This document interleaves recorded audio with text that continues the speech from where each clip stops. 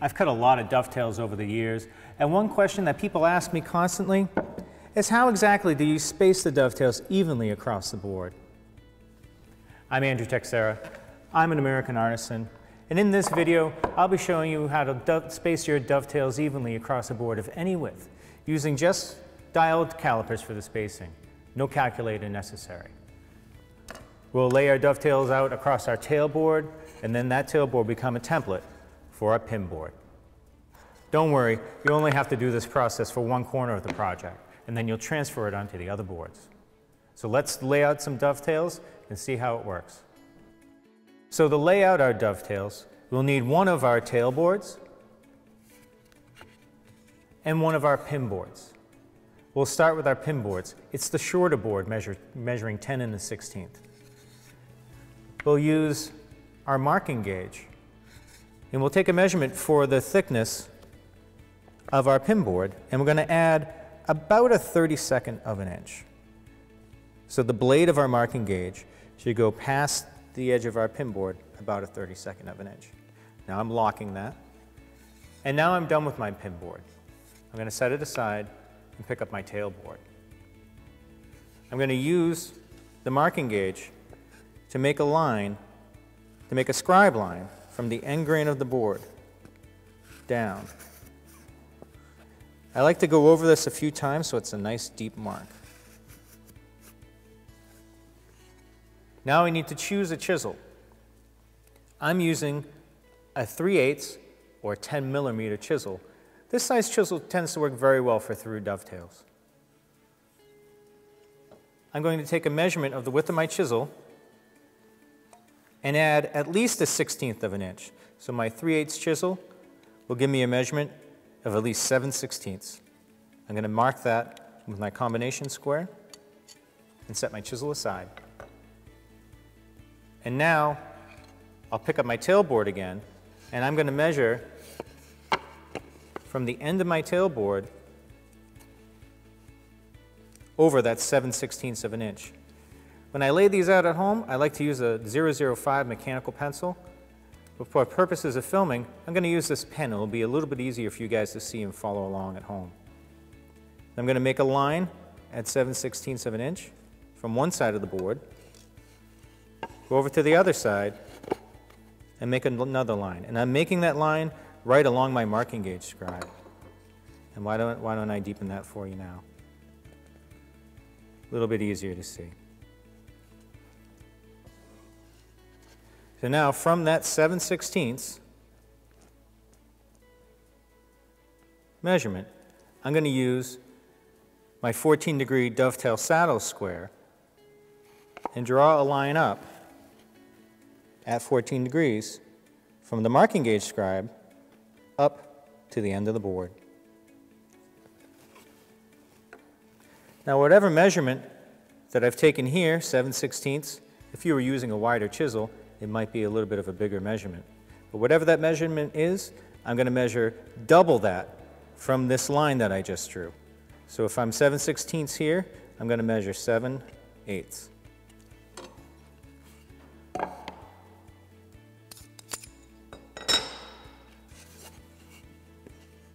So right at the end of the board, from the top of that 14-degree line, I'm measuring over 7/8 of an inch. So I've set my dividers from the end of the board over to that 7/8 measurement I just took. But now I'm going to move them down here back to our marking gauge scribe, and I'm going to line them on the first 7/16 measurement we took. And I'm going to walk my dividers over until they land evenly on the end of the board. Now you can see I'm quite a bit past. I'm using spring dividers here, and that's important. I can't just use a compass. The reason being that I want the pressure of the spring and the nut to let me just slowly dial this in. And I'm going to dial that in until it lands evenly on the end. Now something to consider here is that I'm only doing a 3.5 inch wide board right now. But what if this were 20 inches wide? I'd have quite a few pins, and every time I dialed it, that measurement would get amplified 20 times. So it's really important to use spring dividers and not a compass. So now that I've dialed it in, I'll walk it over again. until it lands evenly.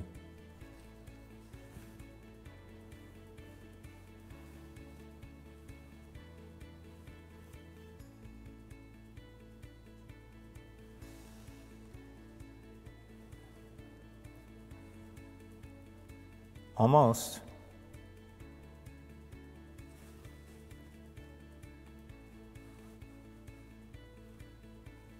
There, so now my dividers are layering evenly at the end of the board. So now that I have that set, I'm going to go back to my 7/16 measurement. I'm going to put one tip of the dividers in there, right along the marking gauge scribe, and where it lands here, I'm going to press down so I get a mark. That's another reason why we can't use a compass. On the compass, we only have one sharp end. On the dividers, both ends are sharp.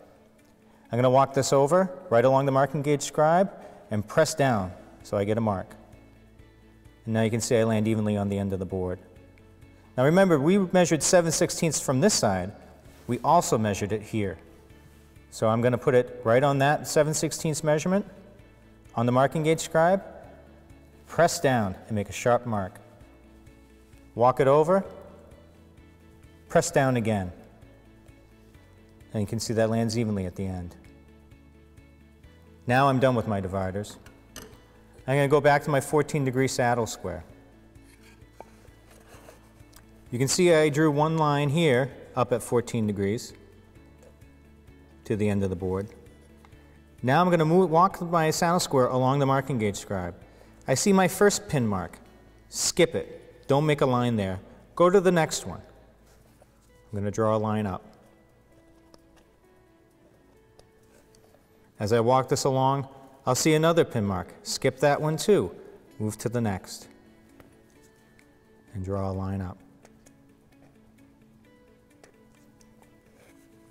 Now we'll go the other way. I'll start on this side, and at my first 7/16 of an inch measurement, I'm going to make a line up from the marking gauge scribe to the end of the board. I'm going to walk it along the marking gauge scribe. There's a pin mark, but I'm skipping it. I'm going to the next one. Continuing to walk along the marking gauge scribe, I see a pin mark, but again, I'm skipping it, going to the next.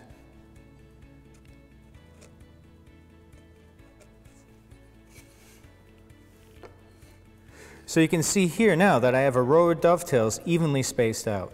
And the most important thing that's happened here is that in between each of these, my 3/8 chisel will fit easily in that 7/16 socket.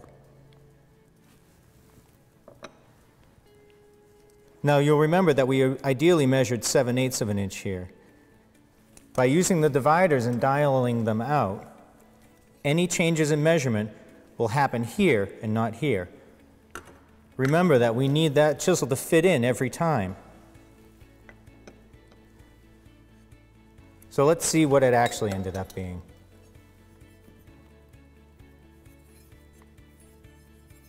Instead of 7/8,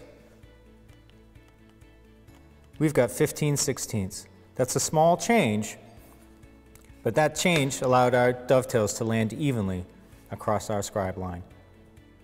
So now we have a row of dovetails evenly laid out along our marking gauge scribe. But don't worry, you don't have to go through that process every time. All we need to do is transfer these onto the next tailboard. To do that, we'll lay this piece flat on the bench and take the next tailboard and butt them end to end. Make sure they're even along here. And then we'll transfer these lines along the end of the board.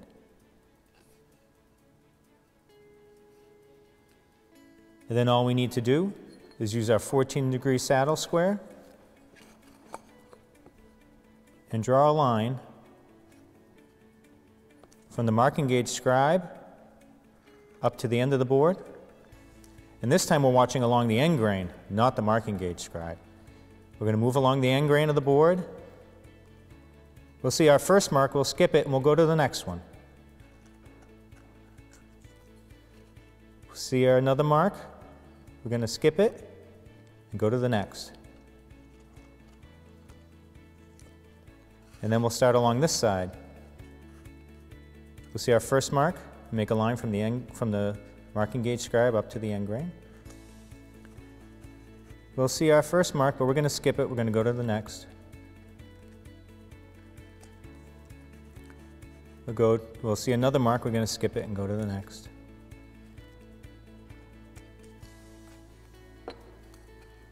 And we'll repeat this process on the remaining ends of our tailboards, and then we'll be ready to cut our dovetails. So now we have a row of dovetails evenly spaced along the end of our tailboard. But don't worry about your pin board.